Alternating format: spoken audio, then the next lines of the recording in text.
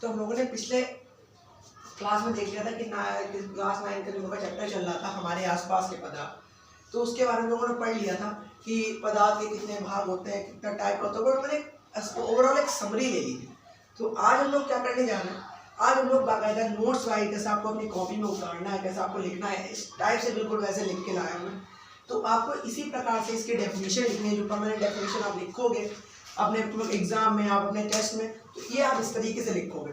वो हम लोगों ने एक प्रोटोकॉल ले लिया था, जितना भी एक समरी ले ली थी कि हम लोग कैसे कैसे पढ़ने वाले हैं। आप अपनी लैंग्वेज में, ओन लैंग्वेज में मैंने आपको इसमें समझा दिया था। तो आज हम लोग पढ़ने जा रहे हैं फिर से क्लास 9 का चैप्टर 1, हमारे आसपास के पदार्थ, मैटर्स इन आवर सराउंडिंग। जो भी हम लोग के सराउंडिंग में मैटर्स है, जो पदार्थ है, उनके बारे में पढ़ने जा रहे हैं। तो आज आप अपने कॉपियों पे निकाले, उसमें लिखना शुरू करिए कि पदार्थ क्या होता है, एक्चुअल में पदार्थ मैटर होता क्या है। तो इन्होंने क्या लिख रखा है, आपके एनसीईआरटी वाइज में लिख रखा है कि विश्व में जो हम लोग के वर्ल्ड, आप पूरे वर्ल्ड में प्रत्येक वस्तु, विश्व में प्रत्येक वस्तु, जो प्रत्येक वस्तु है वो क्या है, जिस सामग्री से बनी होती है। किससे बनी होती है, जिस सामग्री से, मतलब कि जो भी मतलब कि मटेरियल से बनी होती है, कि जो भी पदार्थ से मिलकर बनी होती है, उसे क्या कहते हैं लोग, पदार्थ कहते हैं। क्या कहते हैं उसे, पदार्थ कहते हैं। तो आप बोलेंगे जो विश्व में प्रत्येक वस्तु, विश्व में जो हर वस्तु बनी है, जिस सामग्री से बनी होती है, जिस मटेरियल से बनी होती है, उसे लोग क्या बोलते हैं, पदार्थ कहते हैं। क्या कहते हैं हम लोग, पदार्थ कहते हैं। और हम लोग बोलेंगे और हमारे आसपास विद्यमान हर वस्तु में पदार्थ है। जो हमारे आसपास विद्यमान हर वस्तु में पदार्थ है। तो आपने कॉपी में आप हेडिंग डालिए पदार्थ, ब्रैकेट में उसकी इंग्लिश जरूर, हेडिंग की इंग्लिश समझना बहुत ज़रूरी होता है। आपकी अपनी स्कूल लाइफ में, आपके आगे आने वाले टाइम में, जब आप बड़े हो जाएंगे तो आप ये तो बोले, ये थोड़ी बोलेंगे कहीं पे कि पदार्थ जानते हैं तो मैटर नहीं जानते। आपको दोनों चीज़ें पता चाहिए, मैटर को पदार्थ कहते हैं, पदार्थ को मैटर कहते हैं। इसीलिए जो भी यूपी बोर्ड का बच्चा होता है उसे मल्टी टैलेंटेड इसलिए कहते हैं क्योंकि जो इंग्लिश मीडियम का बच्चा, मैं नॉर्मली सबके लिए नहीं कह रहा, ज़्यादा लोग बच्चों को पता होता है, लेकिन नॉर्मली मैं बता रहा हूँ हमारा जो सर्कल है उसको देखिए, जो इनको इंग्लिश में पता है मैटर क्या, मैटर कहते हैं, लेकिन हिंदी में नहीं पता होता, पदार्थ कहते हैं। लेकिन जो यूपी बोर्ड का बच्चा, हिंदी मीडियम का बच्चा होता है, उसे दोनों पता होते हैं, पदार्थ भी कहते हैं और मैटर भी कहते हैं। इसीलिए हम लोग कह रहे हैं कि आप दोनों इसकी इंग्लिश लिखते जाइए अपनी कॉपी में कि जो पदार्थ होता है यानी मैटर, विश्व में प्रत्येक वस्तु, विश्व में जो हर वस्तु बनी हुई है, जिस सामग्री से बनी होती है, जिस मटेरियल से बनी होती है, उसे क्या कहते हैं हम लोग, पदार्थ कहते हैं। क्या कहते हैं उसे, पदार्थ कहते हैं।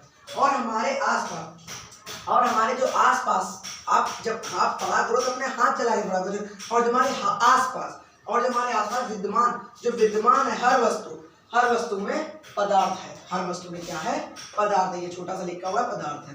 ठीक है, तो आपने इतना नोट कर लिया होगा, ये आराम से लिख लीजिए, पदार्थ मैटर, विश्व में प्रत्येक वस्तु जिस सामग्री से बनी होती है उसे क्या कहते हैं लोग, पदार्थ कहते हैं। पदार्थ उसे कहा जाता है। और हमारे आसपास विद्यमान हर वस्तु में क्या है, पदार्थ है। क्या है, पदार्थ है। अब बोलेंगे कि एक स्टार बना के आप पॉइंट लिख लीजिए उसी के नीचे कॉपी में। जो पदार्थ होता है वो क्या होता है, वो क्या करता है, स्थान घेरता है।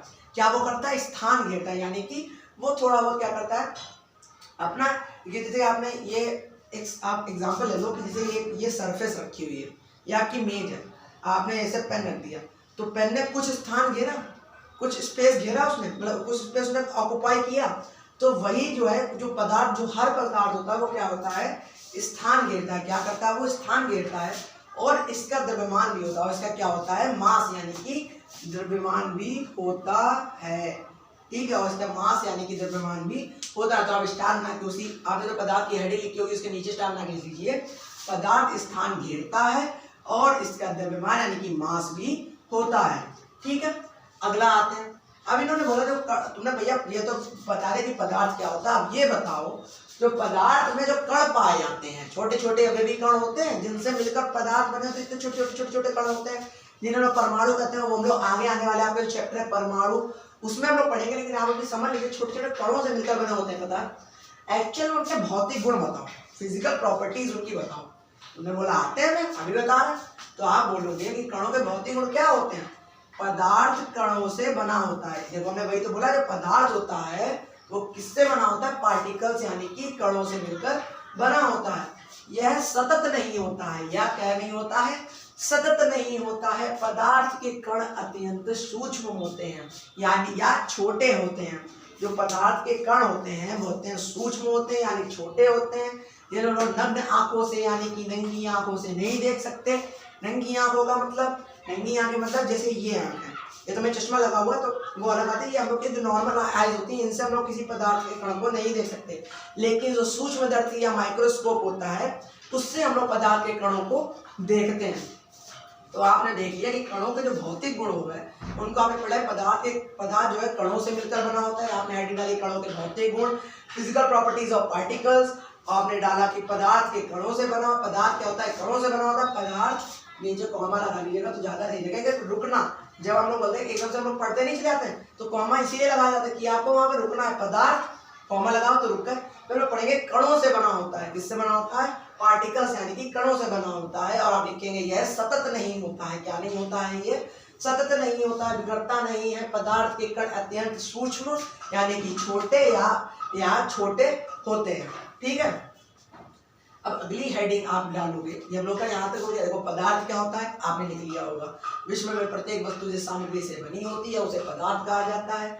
और हमारे यहाँ पर विद्यमान हर वस्तुओं में पदार्थ है, लिख लिया। आपने ये भी लिखा होगा पदार्थ स्थान घेरता है। पदार्थ क्या करता है, स्पेस ऑक्युपाई करता है। स्टार बना के आपने लिख लिया होगा। और इसका द्रव्यमान भी होता है यानी कि मास भी होता है। आपने अगली हेडिंग डाली होगी कण। कणों के भौतिक गुण। कणों के भौतिक गुण क्या होते हैं, पदार्थ कणों से बना होता है। पदार्थ किससे बना होता है, कणों से बना होता है। यह सतत नहीं होता है, यह सतत नहीं होता, आपने लिख लिया होगा। और पदार्थ के कण अत्यंत सूक्ष्म यानी कि छोटे होते हैं, लिख लिया होगा आपने। अब आते हैं हम लोग मेन पे, जो पदार्थ भैया जो पूछ रहा था आपसे सवाल, आपने उसे पदार्थ की डेफिनेशन बता दी। आपने उसको ये भी बता दिया कणों के फिजिकल प्रॉपर्टीज ऑफ पार्टिकल, कणों के भौतिक गुण भी आपने उसको बता दिए। अब वो पूछेगा कि चलो तुमने जे तो भैया बता दिया, अब ये बताओ पदार्थ के जो अभिलाक्षणिक गुण होते हैं उनके बारे में तुम बताओ। कणों के जो अभिलाक्षणिक गुण होते हैं आपने बोला बहुत सिंपल है अभी लोग, तो आपने डाली हेडिंग पदार्थ के अभिलाक्षणिक गुण। पहला पॉइंट क्या कहता है, पदार्थ के कण, जो पदार्थ होता है उसके कण निरंतर गति करते रहते हैं, यानी कि निरंतर क्या करते हैं, मोशन करते रहते हैं या निरंतर चाल में होते हैं। पदार्थ के कण निरंतर गति करते रहते हैं यानी उनके पास क्या होती है, काइनेटिक एनर्जी यानी कि गतिज ऊर्जा होती है। ठीक है, पदार्थ के कण निरंतर गति करते रहते हैं यानी उनके पास क्या होती है, गतिज ऊर्जा होती है। क्या होती है, गतिज ऊर्जा होती है। अब इसका हम लोग अभी एग्जाम्पल भी लेंगे, परेशान हो गए। तो अब इनने इसका एक जो सेटिस्फैक्शन वाला जो पॉइंट होता है वो आपको उसके नीचे लिखना। आपको ये नहीं करना कि हमने रट लिया कि पदार्थ के कण निरंतर गति करते रहते हैं और उसकी जो है उसमें उसकी गति ऊर्जा बढ़ जाती है।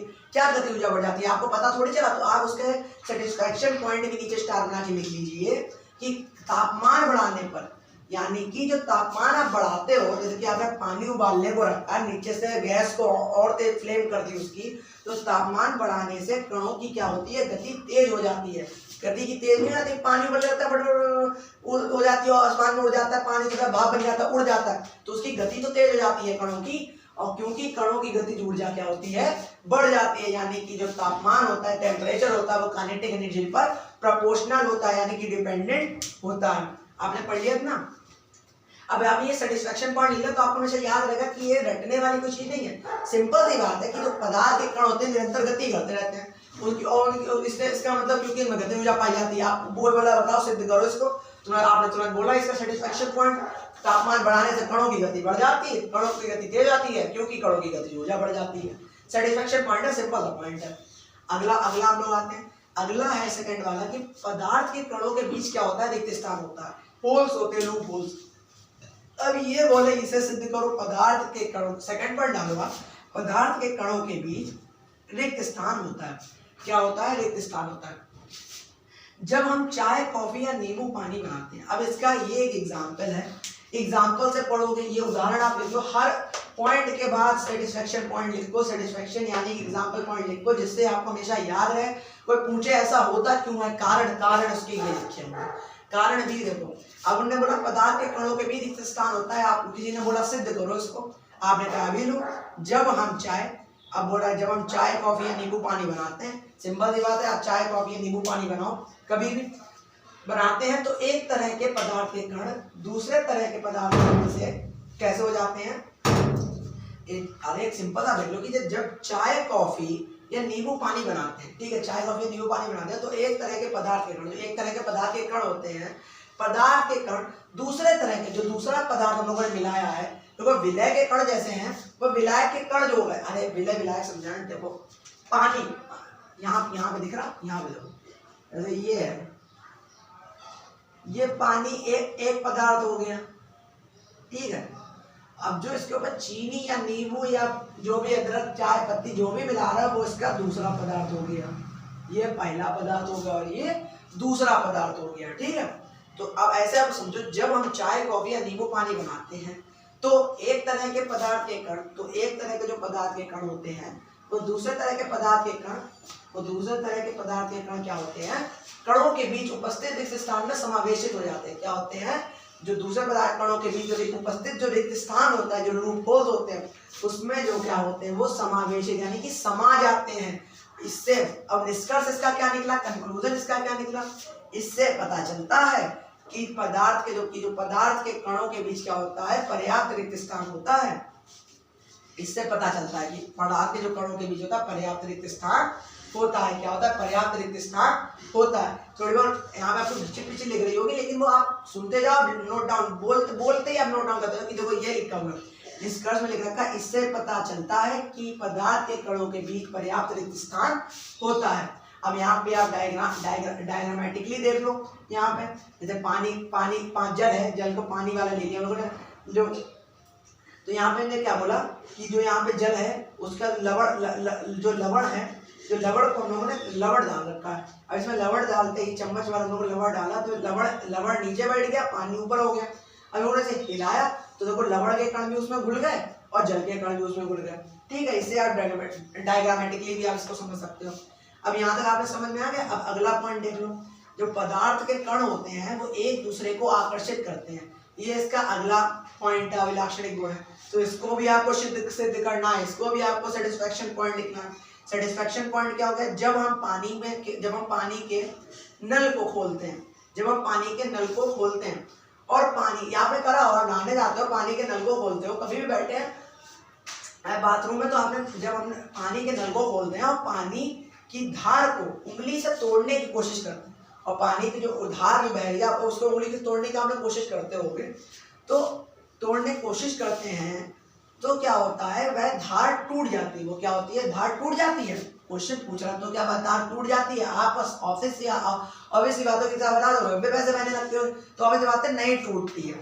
तो इसमें क्या निष्कर्ष निकला आपका, इसका मतलब हो गया यह पानी के कण एक दूसरे के साथ आकर्षण बल के द्वारा जुड़े रहते हैं, ठीक है। तो इसका मतलब क्या हो गया, जो पानी के कण होते हैं वो एक दूसरे के साथ क्या होते हैं, आकर्षण बल के द्वारा क्या होते हैं, जुड़े रहते हैं, ठीक है। अब हम लोग इसके 3 स्टार पॉइंट हम लोग देख लेते हैं। जो पदार्थ के कणों के बीच, जो पदार्थ के कणों के बीच का रिक्त स्थान होता है, रिक्त स्थान के लूप होल्स होते हैं और उनकी गतिज ऊर्जा ठोस पदार्थों में सबसे अधिक, ठोस पदार्थों में सबसे कम होती है, द्रव अवस्था में मध्यम होती है और गैसीय अवस्था में अत्यधिक होती है। जो पदार्थ के कणों के बीच जो रिक्त स्थान होता है और उनकी गतिज ऊर्जा ठोस पदार्थों में यह सबसे कम है। तो ठोस पदार्थों में इसके रिक्त स्थान बड़े कम होते हैं, तभी तो ठोस है।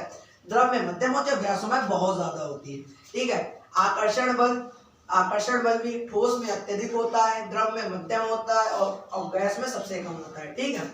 आकर्षण बल क्या होता है, ठोस में अत्यधिक होता है, तभी देखो पास आकर्षण बल, प्रबल आकर्षण बल से जुड़े हैं तभी तो ये ठोस पदार्थ है। तो आकर्षण बल में सबसे अधिक होता है और द्रव में मध्यम होता है और गैस में सबसे कम होता है। अगला पॉइंट है कि गैसीय अवस्था के कणों में जो गैसीय अवस्था की कणों की जो गति होती है वो मध्यम होती है, ठीक है। द्रव अवस्था की न्यूनतम होती है और ठोस अवस्था की अधिकतम होती है, ठीक है। जो गैसीय अवस्था में कणों की जो गति होती है वो मध्यम होती है, वो मध्यम होती है, द्रव अवस्था में न्यूनतम होती है और ठोस अवस्था में अधिकतम होती है, ठीक है। तो ये यहाँ तक आपको नोट डाउन कर लेना। आप इधर से इसको नोट डाउन कर लो, अपनी कॉपी में नोट डाउन कर लो। आगे का हम लोग टॉपिक आगे पढ़ेंगे।